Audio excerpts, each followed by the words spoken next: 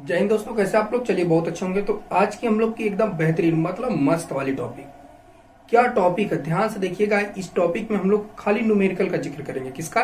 Numerical का। ठीक है, देखिए कक्षा 12 गणित अध्याय 8। अध्याय नंबर कौन सा चल रहा है? ये 8 चल रहा है। बल युग्म आगुड़ या चल कुंडली धारा मापी से संबंधित जो पाठ का नाम है उसका न्यूमेरिकल आपको पढ़ना।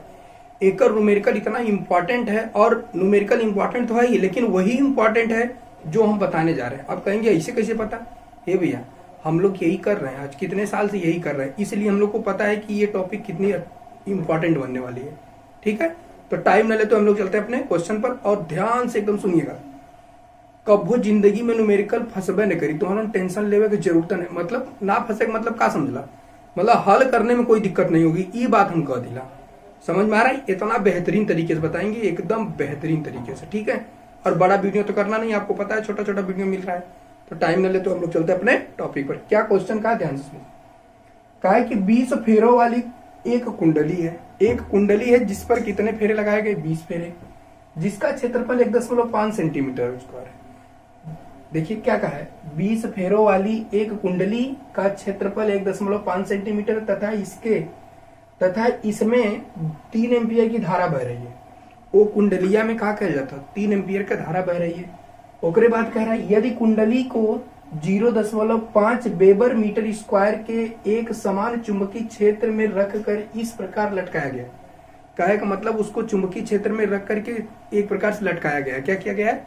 लटकाया गया है या लटकाया जाए तो कुंडली का तल चुंबकीय क्षेत्र के समांतर होगा। जो कुंडली का तल है वह चुंबकीय क्षेत्र के समांतर होगा, तो उस पर लगने वाले बल युग्म आघूर्ण का क्या करना है? मान निकालना है।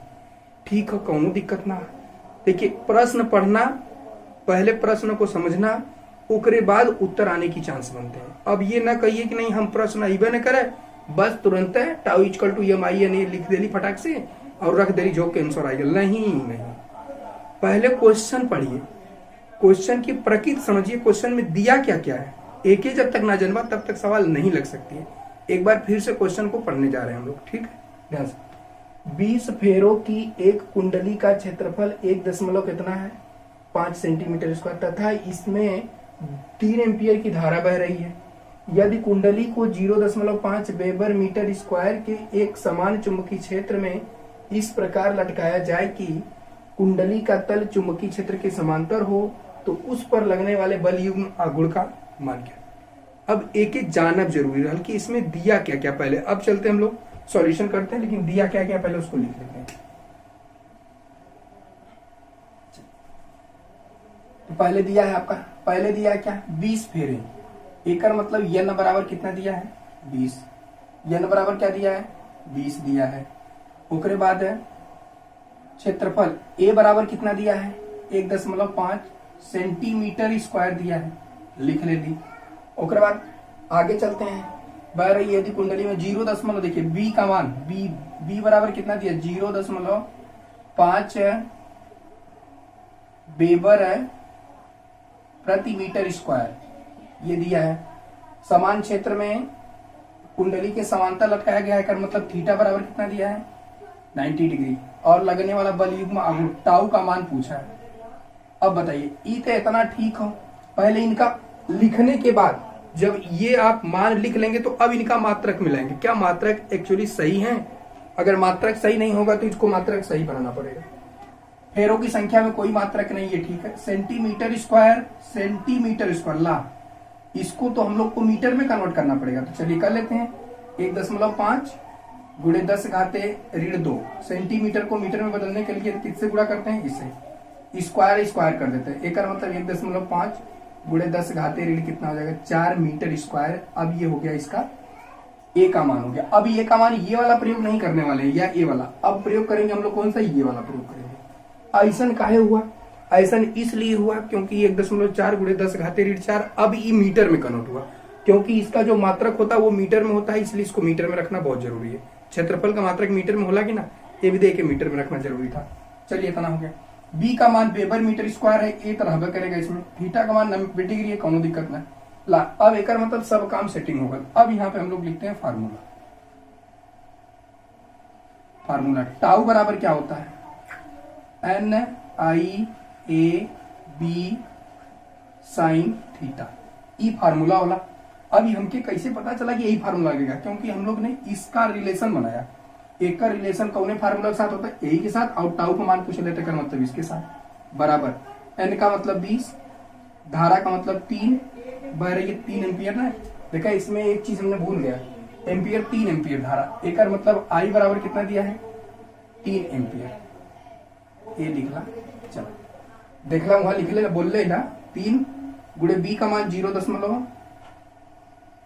पहले ए का मान लिखिए 1.5 गुणे 10 घाते ऋण 4, फिर बी का मान 0.5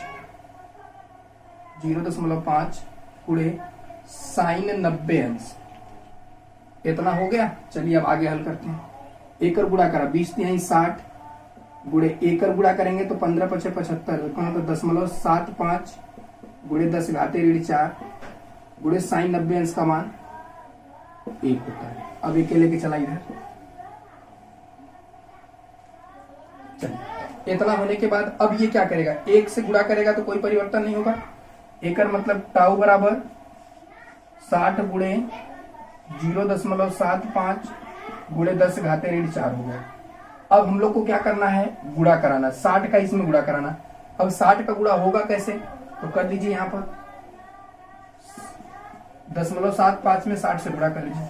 0 का करेंगे 0 0, फिर इसका गुणा 6 पचे 30 के 0 हासिल 3, 6 7 42 3 45 0 0 5 4, दशमलव कितने स्थान पे लगेगा, एक मतलब 45.00 गुणे 10 घाते कितना हो जाएगा ऋण 4।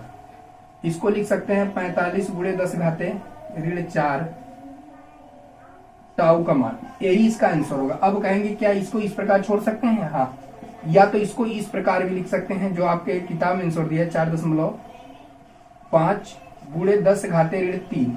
अब ऐसा काहे आया ये भी समझ लीजिए, क्योंकि ये अब हम लोग क्या करते हैं 10 से किसी भी दशमलव को हटाने के लिए 10 से गुणा करते हैं तो 10 से भाग भी करते हैं।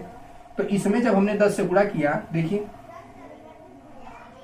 45 गुणे 10 घाते ऋण 4, इसमें अगर हम 10 से गुणा करेंगे तो हमको 10 से भाग भी करना पड़ेगा क्योंकि दशमलव हटाना। अब 10 से जब भाग करेंगे तो ये दशमलव आ जाएगा 4.5, इसमें जब भाग करेंगे गुणे 10 घाते ऋण 3 आएगा। ऐसा क्यों होगा, क्योंकि इसकी घात 1 है, इसमें से घटाएंगे तो 10 घाते 3 आएगा। एक मतलब यही इसका क्या हो जाएगा आंसर, इसके अनुसार ये चीज लिखा गया है। बोलिए कौन प्रकार की दिक्कत, हाँ, एक मात्रा की लिख लिया न्यूटन मीटर, एक मात्रा की लिख लिया, ठीक है। बोला कोनो दिक्कत नहीं है, किसी भी प्रकार का कोई समस्या हुआ ना ही ने यही तरह का वो समस्या हुआ न दे। बोला कोनो प्रकार का दिक्कत है तो तुरंत बोला ना चला कर स्क्रीन शॉट का फटाक से चला स्क्रीन शॉट होगा। हाँ, एक चीज का ध्यान रख, ज्यादा से ज्यादा के लोग पास भेजा, जितना ज्यादा के लोग के पास जाई, जितना अच्छे से वीडियो वॉच हुई, समझ ला कि वो उतना तगड़ा मटेरियल देना, ये हमारी गारंटी रही, ठीक है। तो एकदम तगड़ा से अगर पढ़ाई कर तो तगड़ा से शेयर करा, और तगड़ा से तगड़ा शेयर करवा तो तगड़ा से तगड़ा हम पढ़ाई। एकदम न्यूमेरिकल का टेंशन आप छोड़ दीजिए, अब हम आ गए हैं एकदम बेफिक्र होकर के, ठीक है। तो चलिए स्क्रीनशॉट हो गया, तो take care, bye bye, best of.